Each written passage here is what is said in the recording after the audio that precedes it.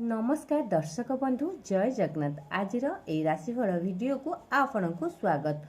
पवित्र श्रीगुंडीचा रथयात्रा उपलक्षे आपण को अनेक अनेक शुभेच्छा एवं शुभकामना। स्वयं प्रभु जगन्नाथ शुभ आशीर्वाद आपण जीवन सुख शांति समृद्धि रे भरी जाऊ। दर्शक बंधु पवित्र रथयात्रा जहाँकि दीर्घ 51 वर्ष पर पड़ाक जाऊँगी दुर्लभ महा राजयोग सहित शुभ राजयोग। जगन्नाथंकर शुभ आशीर्वाद पड़ाक जाऊथिबारु प्रतिटी सफल पाइबे। सहित 12 गोटी राशिचक्र उपर पड़ाक जाऊँगी अत्यंत शुभ प्रभाव स्वयं प्रभु जगन्नाथ शुभ आशीर्वाद एवं किछि राशि हेबाकु जाउछन्ति अत्यंत भाग्यशाली एही पवित्र रथयात्रा ठारू। प्रभु स्वयं जगन्नाथ शुभ आशीर्वाद सहित माँ लक्ष्मी शुभ आशीर्वाद रहिबाकु जाउछि एवं ग्रह रे सृष्टि हेउथिबा महाराजयोग दुर्लभ योग प्रतिटी कार्य शुभ हेबा पाई जाउछि एई भाग्यशाली राशिचक्र जीवन रे। ता सहित कुंडली रे ग्रह मानकर मजबूत स्थिति रहिबा सहित एही भाग्यशाली राशिचक्र जीवन सूर्यंक परि चमकिबा पाई जाउछि। रथयात्रा परठारु एही सब राशिर व्यक्ति जीवन में अत्यंत शुभ समय चलुथिबारु माँ लक्ष्मी शुभ आशीर्वाद धनर आगमन हेबा पाई जाउछि एही सब भाग्यशाली राशिचक्र जीवन में। दर्शक बंधु एही पवित्र रथयात्रा आषाढ़ मास शुक्ल पक्ष द्वितीय तिथि रे पालन करा जाय, जहाँकि स्वयं प्रभु जगन्नाथंकर पवित्र रथयात्रा आरंभ हुए।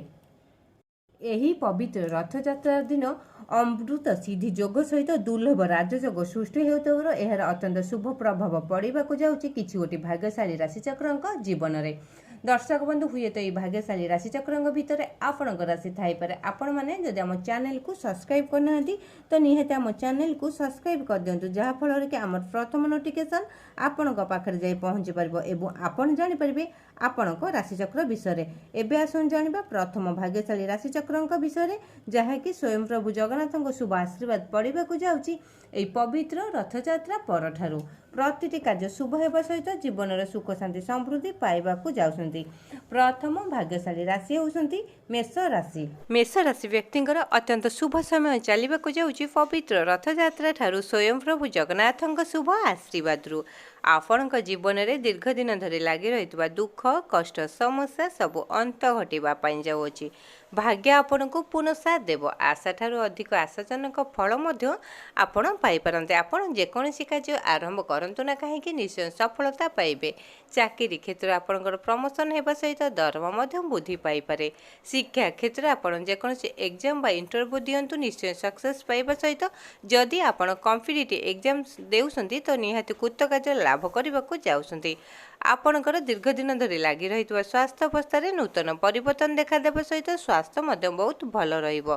ता सहित आपणकर बाकी देय अति सहजरे आपण को मिलिबा पाई जाउछि। आर्थिक समस्या आपणकर दूर होई अचानक धन आसीबार बाट आपणक जीवन में खोलिबाकू जाउछि। कोर्ट कचेरी माली मकदमा समस्त राय आपणक सपक्ष जीवर आपणक मन मध्य अत्यंत प्रफुल्लित रहिबा। ता सहित विदेश यात्रा करिबार योग मध्य बनुछि एवं पौत्रिक संपत्ति लाभवान हेबा सहित आपणक जीवन में धन आसीबार मार्ग खोलिबाकू जाउछि। आपणकर प्रतिटी कार्य शुभ एवं मंगलमय हेबा पाई जाउछि स्वयं प्रभु जगन्नाथଙ୍କ शुभ आशीर्वाद। एबे आसंतु जानिबा द्वितीय भाग्यशाली राशिचक्र विषय। द्वितीय भाग्यशाली राशि हेउछन्ति वृष राशि। वृष राशि व्यक्ति अत्यंत शुभ समय चलिबाकू जाउछि पवित्र रथयात्रा ठारू, जहाँकि आपणक जीवन में दीर्घ दिन धरी अटकी समस्त दुख कष्ट समस्या अंत घटिबा पाई जाउछि। भाग्य आपण को पुनः साथ देव। आशा ठारू अधिक आशाजनक फल मध्य आपण पाई पारंते। आपण जेकोसी कार्य करंतु ना कहीं प्रतिटी रे आपण सफलता पाइबे। अटकी समस्त कार्य पूर्ण हेबा सहित समस्त मनस्कामना मध्य आपणकर पूर्ण हेबा पाई जाउछि।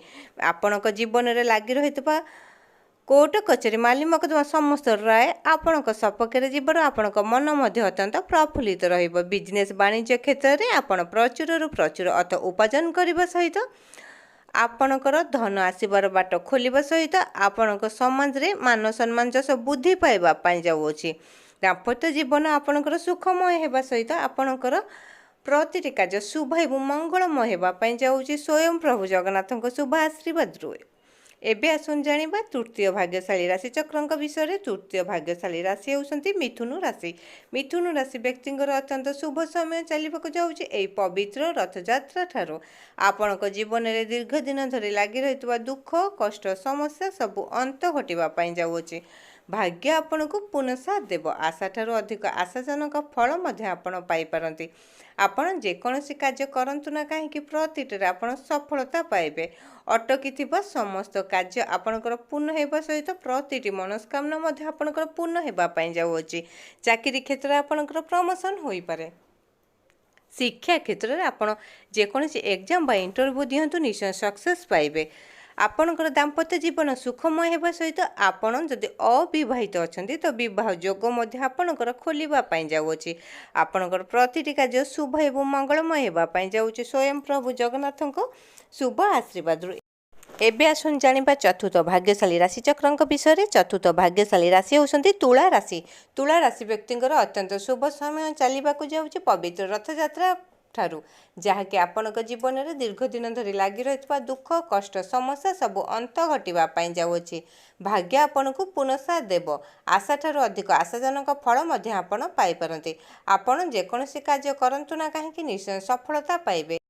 बिजनेस वाणिज्य क्षेत्र में आपण जेकोसी नूतन बिजनेस आरंभ करंतु ना कहीं निश्चय सक्सेस पाइबा सहित समाज रे आपणकर मान सम्मान जस बुद्धि पाइबा पई जाउछि एवं अर्थ आसबार बाट आपणक जीवन में खोलिबाकु जाउछि। कोर्ट कचेरी माली मकदमा समस्त राय आपणक सपक्ष जीवर आपण मन मध्य अत्यंत प्रफुल्लित रहिबो। आपणकर शुभ समय चलीथिबारु प्रतिटी कार्य सफलता पाइबे। दीर्घ दिन धरि लागि रहितबा परिवार रे तिक्तता एबे सरिबा पई जाउछि। आपणक परिवार रे सुख शांति समृद्धि फेरी आसीबो। ता सहित कोनोसी मांगलिक कार्य करिवार योग बनुछि। प्रतिटी कार्य शुभ एवं मंगलमय हेबा पई जाउछि। स्वयं प्रभु जगन्नाथक शुभ आशीर्वाद। पंचम भाग्यशाली राशि होउसंती धनु राशि। धनु राशि व्यक्तिंकर अत्यंत शुभ समय चलिबाकु जाउछि। एई पवित्र रथयात्रा ठारू आपणक जीवन में दीर्घ दिन धरि लागि रहितबा दुख कष्ट समस्या सबु अंत घटिबा पई जाउछि। भाग्य आपण को पुनः साथ देव। आशा ठारू अधिक आशाजनक फल मध्य आपण पाई पारंती। आपण जेकोसी कार्य करंतु ना कहीं प्रतिटे आपण सफलता पाइबे। दीर्घ दिन धरि अटकीथिबा समस्त कार्य मध्य आपणकर पूर्ण हेबा पई जाउछि। भाग्य आपण को पुनः साथ देव। आशा ठारू अधिक आशाजनक फल मध्य आपण पाई पारंती। पौत्रिक संपत्ति लाभवान हेबा सहित आपणक जीवन रे धन आसबार मार्ग खोलिबाकु जाउछि। आपणकर दीर्घ दिन धरि अटकीथिबा समस्त मनस्कामना मध्य पूर्ण हेबा पई जाउछि। बिजनेस वाणिज्य क्षेत्र में आपण प्रचुर अर्थ उपार्जन करबा सहित धन आसबार बाट खोलिबाकु जाउछि। आपणक जीवन में आपणक परिवार सुख शांति समृद्धि फेरी आसीबो। आपण जदि अविवाहित अछंती तो विवाह योग खोलिबा सहित आपणकर विवाह मध्य होई पारे। दाम्पत्य जीवन आपणकर सुखमय हेबा सहित आपणक परिवार रे मांगलिक कार्य करिबार योग मध्य बनुछि। ता सहित आपणकर शुभ समय चलीथिबारु दीर्घ दिन धरि लागि रहितबा आर्थिक समस्या दूर हेबा सहित अचानक धन प्राप्ति हेबार योग मध्य बनुछि। आपणकर शुभ समय चलीथिबारु प्रतिटी कार्य शुभ एवं मंगलमय हेबा पई जाउछि। जगन्नाथक शुभ आशीर्वाद एई पवित्र रथयात्रा ठारू। तो दर्शक बंधु यही सब थिला भाग्यशाली राशिचक्रंकर भाग्यफल जहाँकि स्वयं प्रभु जगन्नाथक शुभ आशीर्वाद पवित्र रथयात्रा ठारू बदलिबाकु जाउछि। एही सब भाग्यशाली राशिचक्रंक जीवन प्रतिटी कार्य सफलता पाइबा सहित जीवन में सुख शांति समृद्धि भरीजिव एवं अर्थ रोजगार करिबार बाट मध्य एमानक जीवन में खोलिबाकु जाउछि। तो दर्शक बंधु आपण मानक आम वीडियोटी केमती लागला निहाती कमेंट बॉक्स रे जय प्रभु जगन्नाथ लेखि जणाइबा सहित वीडियोटी को लाइक करंतु एवं चैनल टी को सब्सक्राइब करंतु।